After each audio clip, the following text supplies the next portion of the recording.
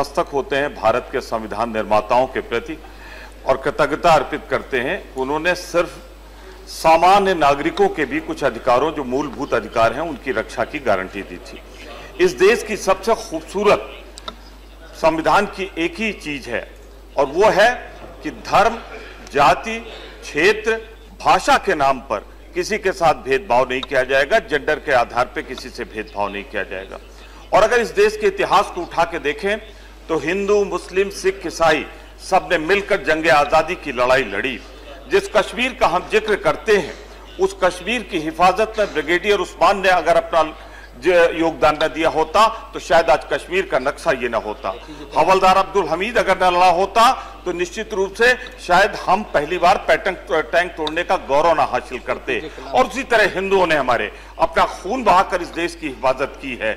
सिखों ने सबसे पहले निर्मल सिंह सेखों जैसे अमर शहीद ने सेवर जैक को मार गिराया था। मेरे कहने का सिर्फ आशय यह है कि देश की आजादी अगर देखें तो भगत सिंह ने अगर फांसी के फंदी को चूमा था तो अशफाकुल्लाह ने भी चूमा था। पर आज कुछ माहौल बदला सा मुझे नजर आता है। कुछ लोग इस देश के उस खूबसूरत गुलदस्ते को तोड़ देना चाहते हैं।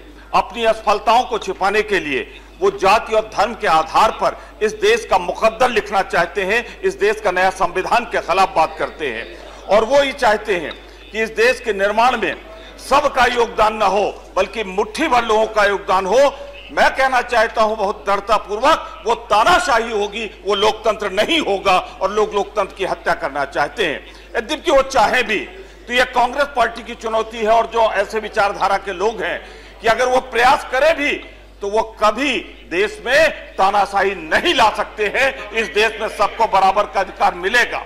मैं एक बात कहकर अपनी बात को आगे बढ़ाना चाहता हूं कि आज कुछ लोग ऐसे हैं जो सरकार के गठबंधन में बैठे हुए हैं और कहते हैं कि मुसलमानों के अधिकार को, वोटिंग राइट को छीन लेना चाहिए।